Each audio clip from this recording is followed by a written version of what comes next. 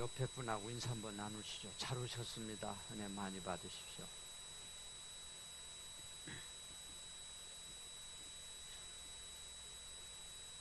정말 잘 오셨어요. 인사만 그렇게 하시는 게 아니라 정말 잘 오셨습니다. 이 사람이 정신적으로 가지고 있는 것 중에 가치관이라는 게 있습니다. 즉 무엇을 더 소중히 여기느냐 하는 그런 가치관을 갖고 있습니다. 가치관은 마치 자동차로 말하면 자동차를 움직이는 핸들과 같이 중요한 역할을 합니다.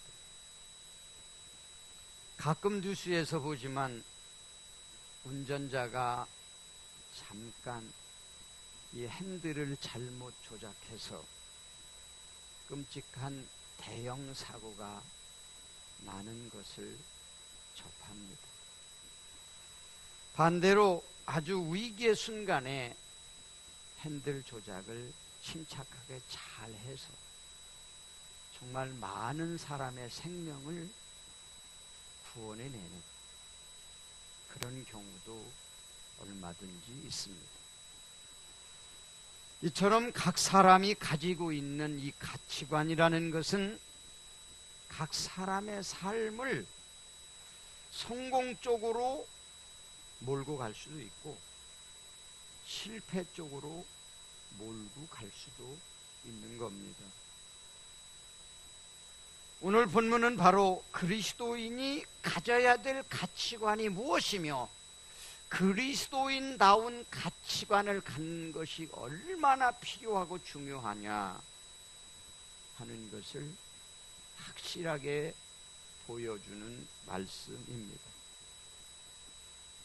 보신 대로 아브라함의 아들 이삭에게 두 아들이 있었는데 큰 아들의 이름은 에서고 작은 아들의 이름은 야곱입니다.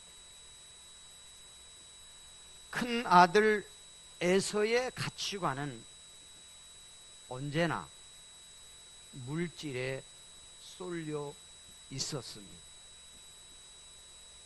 그러니까 아버지나 가족들이 아무리 이게 좋은 거다라고 들려주면 이걸 손에 들고 있다가 자기가 생각할 때 저게 더 좋다라고 생각되는 물질적인 것이 나타나면 언제든지 이걸 놓고 이쪽을 택하는 사람입니다. 그런 가치관을 갖고 있다가 보니까 무슨 일까지 벌어졌느냐? 하나님이 주신 장자의 명분까지도 팔아버렸어요. 아니, 팔아버릴 게 따로 있지. 하나님이 주신 장자의 명분을 어떻게 팔아버립니까? 그 결과 어떻게 됐어요? 참고 기다리고 믿음을 지켰으면 하나님께 약속된 그 장자의 축복을 받아서 누리고 살 텐데 그만 그 모든 것을 잃어버리고 평생 동안 칼을 의지하고 사는 싸움의 사람이 되고 만 겁니다. 그러나 동생 야곱의 경우는 반대의 가치관을 가졌죠. 지금 당장은 눈에 보이지 않고 손에는 잡히지 않는 것이지만은 그의 가치관은 물질이 아닌 하나님이 약속하신 축복에 두고 있었어.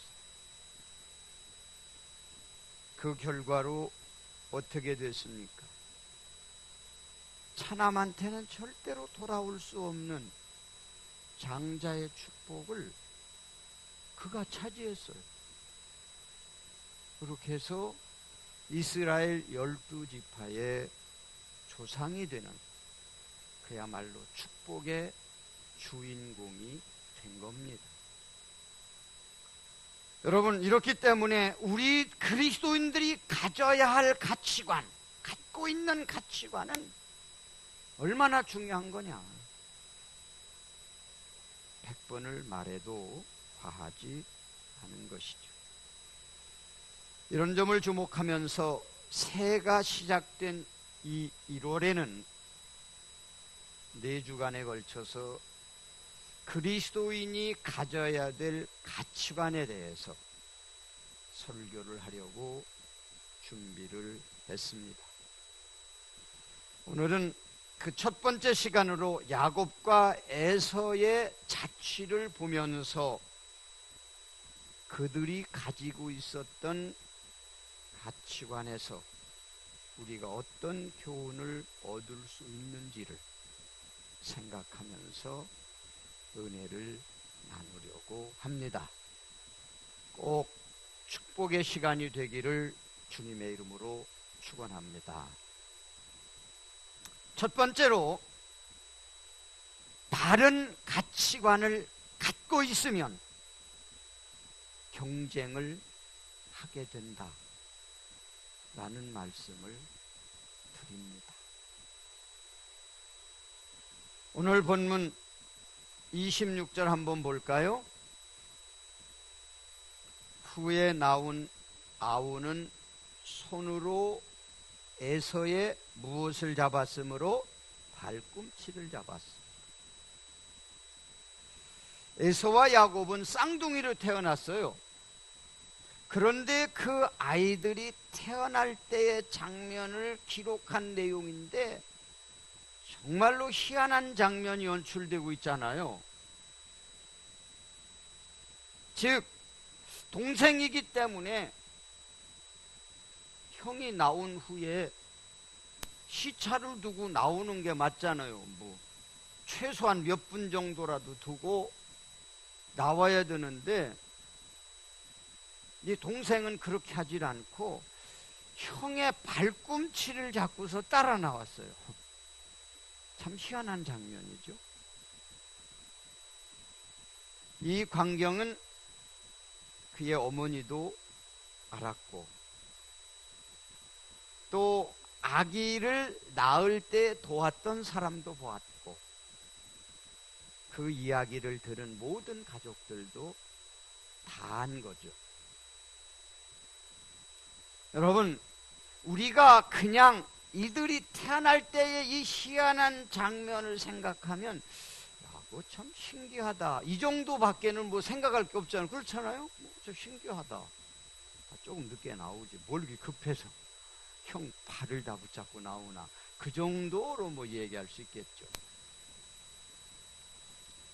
그러나 하나님은요, 이들이 이렇게 태어나는 모습을 통하여서 중요한 메시지를 후손들에게 주는 거예요. 무슨 메시지? 가치관에 대한 메시지. 하나님의 사람들은 하나님의 사람다운, 예수 믿는 사람은 예수님 믿는 사람다운 가치관을 갖고 살아야 된다는 거예요. 즉, 하나님의 사람들은 하나님이 주신 소중한 축복을 받기 위해서 경쟁을 해야 된다는 얘기예요. 경쟁. 그 증거로 동생으로 태어난 야곱은 장자의 축복을 자기의 것으로 만들기 위해서 엄마 뱃속에서부터 형하고 경쟁했어요. 안 되니까 나올 때는 발꿈치를 잡고 나왔어요. 그것도 안 되니까 태어나서 장성할 때까지 계속해서 형과 선의의 경쟁을 한 거예요. 그걸 자기 것으로 만들기 위해서. 여러분, 세상의 삶을 여러분들은 어떻게 살고 있습니까? 치열한 경쟁을 하면서 살고 계시잖아요. 그렇잖아요. 될 대로 되라 하고 사는 분 어디 있어요? 치열한 경쟁을 하고 있잖아요. 사람과 경쟁하고 시간과 경쟁하고 환경과 경쟁하고 재난과 경쟁하면서 살고 있잖아요. 왜요? 소중한 것을 더 얻기 위해서, 행복을 얻기 위해서 날마다 여러분은 경쟁 내지는 싸움을 하고 살고 있는 겁니다. 그런 경쟁을 통해서 여러분 돈도 얻고 직장도 얻고 행복도 얻고 사랑하는 사람도 얻는 겁니다. 경쟁 없이는 아무것도 얻을 수 없어. 하물며 그 신령하고도 오묘한 하나님의 축복을 계속 얻는데 어떤 경쟁도 없이 그냥 가만히 있어도 얻어지는 게 아닙니다. 당연히 치열한 경쟁을 해야 돼요. 그런 경쟁을 통해서 야곱이 쟁취했던 것과 같은 하나님의 축복을 얻을 수가 있는 겁니다. 고린도전서 9장 24절에 보면 운동장에서 다름질하는 자들이 다 달릴지라도 오직 상을 받는 사람은 한 사람인 줄 너희는 알지 못하느냐. 이같이 너희도 상 받기 위해서 다름질하라 그랬어요. 100명이 달려도 금메달 따는 사람은 한 명이라는 말이죠. 경쟁에서 이기는 사람이 차지하는 거예요. 여러분은 지금 하나님의 축복을 받기 위해서 달려가는 경주자입니다.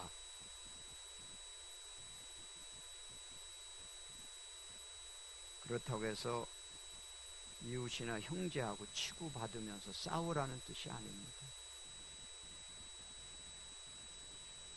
하나님의 축복이 소중하다라는 가치관을 갖고 있다면 그것을 얻기 위한 정당한 영적인 경쟁을 하란 말입니다.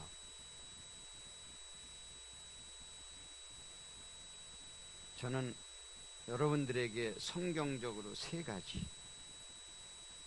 이런 것들과는 반드시 경쟁해서 이겨야 된다. 그래야 하나님의 축복을 받는다. 이런 것하고는 반드시 싸워서 이겨야 된다. 그래야 하나님의 축복을 받을 수 있다. 그걸 말씀드립니다. 첫째는 여러분 자신의 나태함과 싸워서 이기십시오. 그렇지 않으면 하나님의 축복 받을 수 없습니다. 게으른 사람이 성공할 수 없습니다. 그리스도인이 게으르다는 것은 영적으로 나태하다는 거예요. 자신의 나태함과 싸워서 이기는 사람만이 하나님의 축복을 받을 수 있는 거예요. 우리 속에 있는 나태함은 우리에게 뭐라고 말합니까? 성경에 있는 그대로 좀 더 자자, 좀 더 쉬자, 좀 더 놀자. 이것과 싸워서 이기지 않으면 하나님의 축복 받지 못합니다. 두 번째로는 사단의 유혹과 싸워서 이기십시오. 이 사단의 유혹이라는 것은요, 끊임이 없습니다. 쉬는 때가 없어요. 나라 간의 전쟁은 휴전이라는 것도 있잖아요. 사단과의 전쟁은 휴전이 없어요. 단 1초. 계속 싸워야 돼요.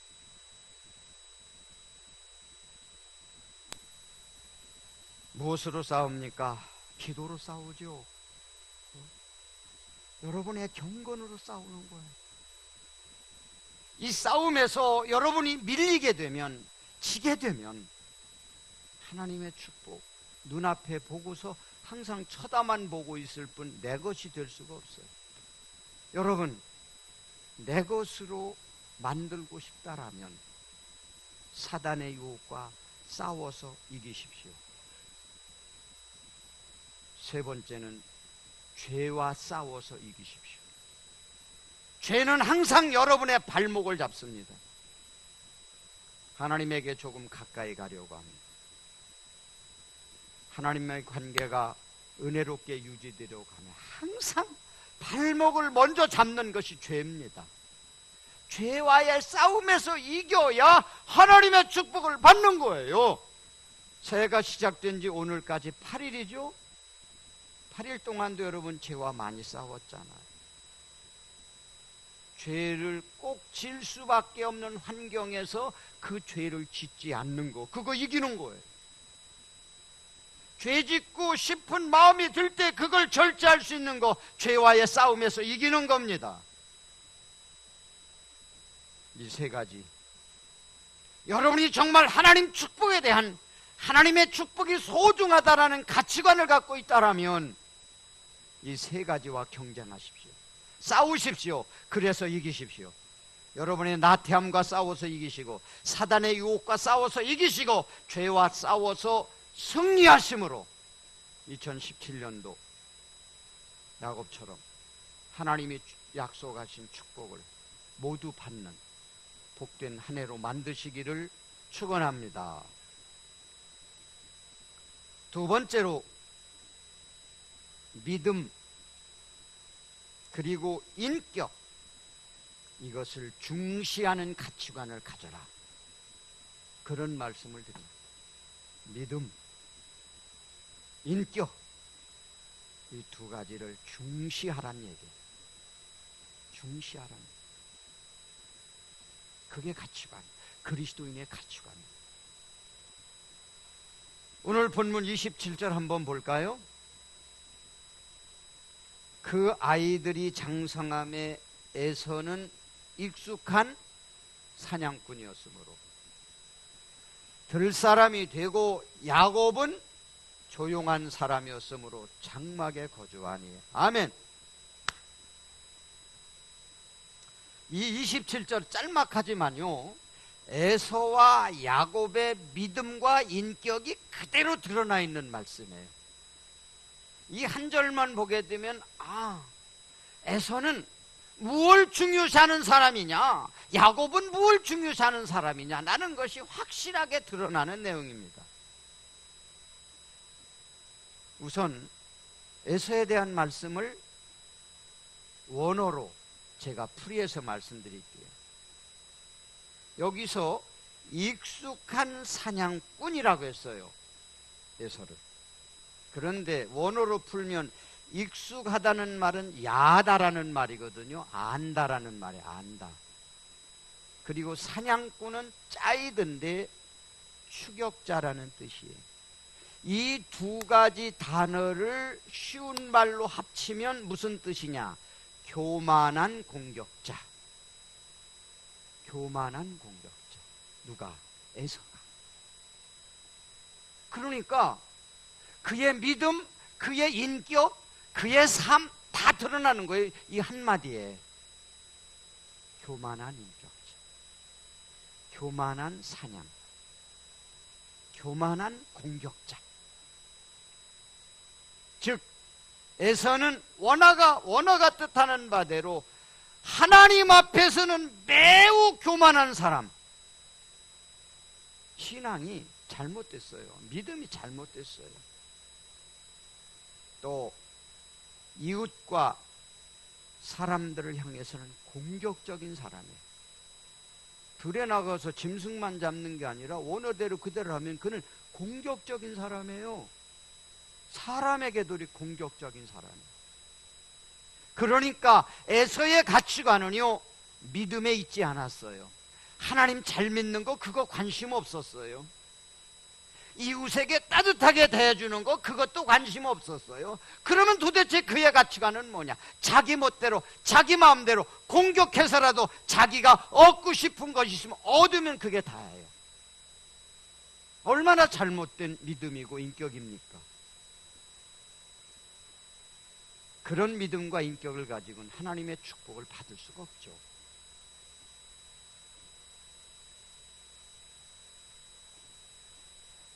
반면에 동생 야곱은 어떤 사람이라고 소개합니까?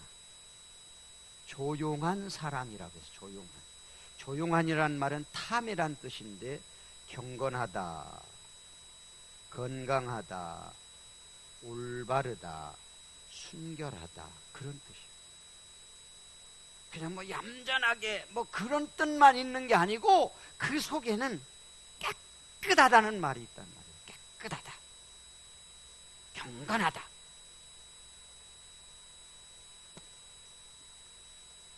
그러니까 야곱은 믿음으로 하면 하나님을 잘 섬기는 경건한 사람이었고, 대인관계에 있어서는 순결한 사람이에요. 형제와 이웃을 깨끗하게 대하는 아주 훌륭한 인격자였단 말입니다. 그의 가치관은 뭐냐? 형과는 정반대예요. 그의 가치관은 믿음에 있었고, 그의 가치관은 이웃 사랑에 있었습니다. 할렐루야. 그게 야곱이에요. 그런 가치관을 가진 야곱이기에 그는 하나님의 축복을 차지하기에 충분한 자격이 있었던 겁니다. 우리 모두 2017년도 한 해 살면서 내가 잘 돼야지, 하나님의 축복 많이 받아야지, 이런 기대와 소망만 갖고 살지 마시고요, 그런 기대와 소망을 이룰 수 있고 그런 축복을 받을 수 있도록 그릇을 만들자고요. 야곱과 같은 그릇. 하나님을 향해서는 경건한 믿음, 이웃을 향해서는 따뜻한 사랑을 가진 믿음과 인격을 잘 준비할 때에 하나님은 반드시 어느 해보다도 여러분이 축복을 많이 받는 2017년도로 만들어 주실 것을 믿습니다. 마지막 세 번째로 언어의 중요성을 우리에게 보여주는 말씀이 있습니다. 언어의 중요성, 말의 중요성. 본문 33절 한번 볼까요? 33절 다 같이 한번 읽어보죠. 시작. 야곱이 이르되 오늘 내게 맹세하라. 에서가 맹세하고 장자의 명분을 야곱에게 판지라. 아멘. 이 본문을요, 수많은 성경 애독자들이 봅니다. 들어요. 여러분 어릴 때부터 선생님들한테 주일학교에 다닐 때부터 계속 듣는 말씀이잖아요. 얼마나 재밌어요. 그런데 이 내용 속에는요, 기가 막힌 어이도 없는 일이 들어있어요. 뭐냐? 하나님이 주신 장자의 명분을 놓고 형제가 거래를 하는 거예요. 형은 팔고 동생은 그것을 사고. 아주 희한한 거래예요. 이런 거래는 아마 세계 유일할 거예요. 뭐 눈에 보이는 것도 아니고, 그렇죠? 뭐가 있어요? 상식적으로 볼 때 과연 이런 일이, 이런 거래가 가능할까? 뭐가 있어야 모두 눈에 보이고 손에 잡혀야 얼마 줄래? 얼마 줘. 이게 되죠. 거래가 되죠. 아무것도 없잖아요. 그냥 하나님의 축복이라는 것을 서로가 말로다가 팔고 사고. 이건 상식적으로는 도저히 있을 수 없는 거래죠. 그런데 이후에 진행된 결과를 보니까 이 거래는, 그날의 거래는요, 완벽하게 성사됐어요. 동생이 산 거, 형이 팔은 거 완벽하게 성사가 됐어요. 참 희한하죠? 한번 볼까요? 오늘 본문 지나서 26장 지나서 27장 한번 찾으세요. 27장 26절부터 29절까지, 창세기 27장 26절부터 29절까지 이날의 거래가 얼마나 완벽하게 성사됐는지를 결과로 보여줘요. 27장 26절부터 29절까지 제가 읽을 테니까 여러분 눈으로 따라 읽으시면서 이렇게 거래가 성사됐구나 느껴보십시오. 그의 아버지 이삭이 그에게 이르되 내 아들아 가까이 와서 내게 입맞추라. 그가 가까이 가서 그에게 입맞추니 아버지가 그의 옷에 향취를 맡고 그에게 축복하여 이르되 내 아들의 향취는 여호와께서 복주신 밭의 향취로다. 하나님은 이 하늘의 이슬과 땅의 기름짐이며 풍성한 곡식과 포도주를 네게 주시기를 원하노라. 만민이 너를 섬기고 열국이 네게 굴복하리니 네가 형제들의 주가 되고 네 어머니 아들들이 네게 굴복하며 너를 저주하는 자는 저주를 받고 너를 축복하는 자는 복을 받기를 원하노라. 아멘. 아버지 이삭이 야곱에게 지금 장자의 축복을 해주시는 내용이에요. 이건 에서가 받아야 될 복인데 왜 작은 아들이 거기 가서 이 복을 받고 있냔 말이에요. 왜?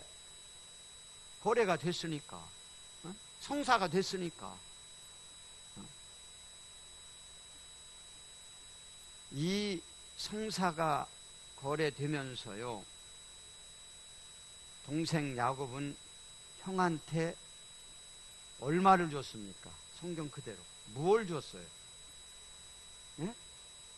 그렇죠. 팥죽하고 떡 몇 개, 한 끼 양식.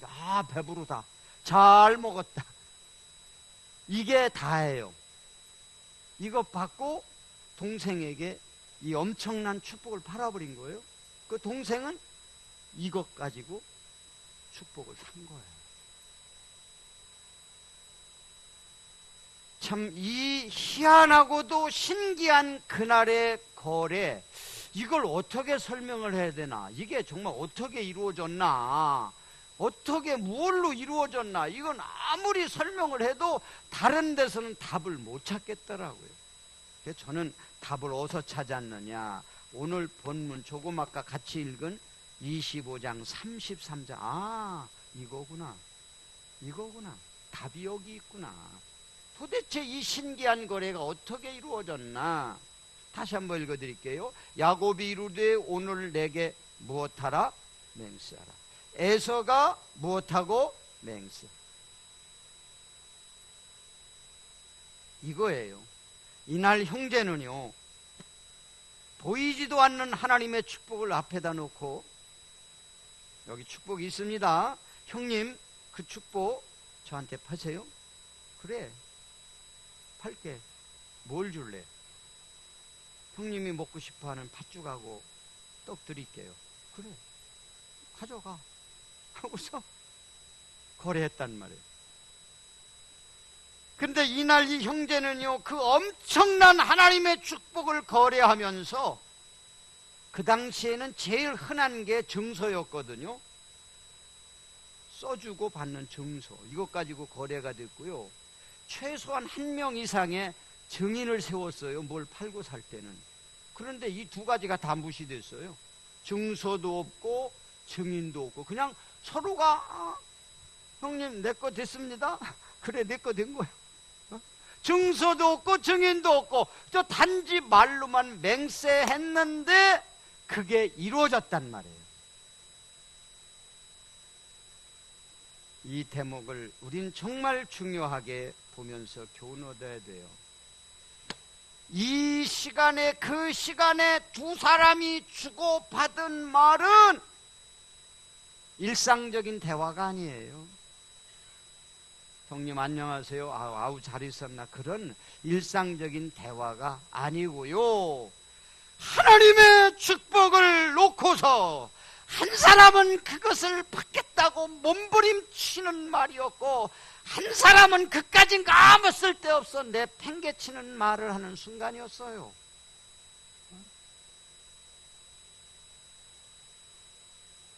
형은 엄청난 하나님의 축복을 팥죽 한 그릇보다도 못하게 여겼고 가볍게 여겼고, 동생은 천금보다 소중한 것이 장자의 축복이라는 것을 알고 그것을 얻기 위해서 몸부림치는 순간이었어요.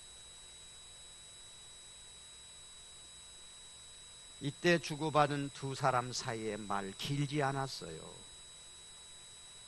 내가 배고프니 팥죽을 좀 주라. 드릴게요. 드리는데 조건이 있습니다. 뭐냐? 형님의 장자권을 제게 주십시오. 아, 그래, 그까지는 가져가. 맹세할 수 있습니까? 맹세할 수 있다. 그럼 맹세했습니다. 이제 오늘부터 제 겁니다. 야곱의 것이 됐습니다. 이 일의 심각성을 뒤늦게 깨달았죠, 에서가. 아, 나중에 정신 차리고. 동생이 지금 아버지한테 그 장자의 축복을 받는다는 소식을 듣고 헐레벌떡 뛰어 들어갔지만 이미 상황은 끝났어요. 모든 축복이 동생한테 다 갔어요. 그가 울고 물고 아버지한테 호소했지만 아무것도 받을 수가 없어. 자기가 버린 건데요. 그래서 그날의 그 일은요, 만약에 잘못됐다라면 번복이 될 수 있어요. 그렇죠? 번복이. 그런데 그 사건 이후로 지금까지가 5,000년이에요. 5,000년이 지난 지금까지도 그 일은 번복이 되지 않았고 기정사실이 됐고 진리가 됐습니다. 여러분, 무엇을 깨닫습니까? 비록 짧은 말 한마디일지라도 하나님의 축복을 사모하는 말을 하시기 바랍니다. 비록 짧은 한마디 말일지라도요, 하나님의 축복을 가볍게 여기는 말을 하면 안 된다는 말이에요. 왜? 하나님의 축복을 놓고 하는 말이기 때문에. 그래서 여러분들에게 꼭 부탁드립니다. 2017년 사시면서요, 하나님의 축복을 받기 원하는 그 사모하는 언어를 많이 사용하십시오. 저를 한번 따라 사시죠. 하나님, 축복을 주세요. 사모합니다. 이게요, 그냥 말하는 것 같지만 이건 하나님의 축복을 놓고 하나님한테 하는 말이기 때문에 야곱이 받은 그 축복을 받을 수 있는 비결입니다. 장황하게 기도를 못해도 좋아요. 여러분의 마음속에 그런 가치관이 형성돼서 그 가치관에서 표출되는 사모하는 언어, 하나님 축복을 사모합니다. 하나님 그 축복을 제게 주세요. 주세요. 나는 할 수 없지만 하나님은 하실 수 있습니다. 여러분이 어느 쪽을 택해서 어떤 말을 하든지 그건 여러분의 선택이지만 여러분이 복받길 원해서 드리는 말씀입니다. 하나님의 축복을 사모하는 말을 하십시오. 사모하는 기도를 하십시오. 해서 여러분의 모든 말씀과 기도가 하나님이 들으심으로 완벽하게 성사된 그날의 고래처럼 여러분의 축복이 되어서 여러분에게 임하고 여러분들 자손에게 임하게 되기를 주님의 이름으로 축원합니다. 오늘 말씀 정리합니다. 그리스도인이 가져야 될 가치관에 대해서 첫 번째 시간을 가졌습니다. 첫째, 축복을 받기 위한 선한 경쟁 내지는 선한 싸움을 하십시오. 가만히 앉아서는 받을 수 없습니다. 경쟁하십시오. 싸우십시오. 그리고 야곱이 가졌던 좋은 믿음, 좋은 인격을 가지십시오. 그것에 대한 가치관을 가지십시오. 그것은 그릇과 같습니다. 축복을 받을 수 있는 그릇과 같습니다. 마지막으로 여러분의 짧은 언어 속에도 하나님의 축복을 사모하는 언어가 들어있다면 하나님은 그대로 해 주십니다. 꼭 여러분의 사모하는 마음과 가치관과 언어대로 하나님의 크고도 풍성한 축복이 여러분에게 계속 임하는 한 해가 되기를 예수님 이름으로 축원합니다. 하나님 아버지, 오늘은 에서와 야곱 두 사람의 자취를 보면서 우리 그리스도인들이 가져야 될 올바른 가치관이 무엇인가 하는 말씀 받았습니다. 축복을 받기 원하는 마음만 갖고 있지 않게 하시고 이것을 받기 위해서 야곱처럼 경쟁하게 하소서. 선한 싸움을 하게 하소서. 그래서 승리하고 축복을 내 것으로 만드는 주인공들 되게 하옵소서. 우리의 말 한마디 속에도 하나님의 축복을 사모하는 말이 담기길 원합니다.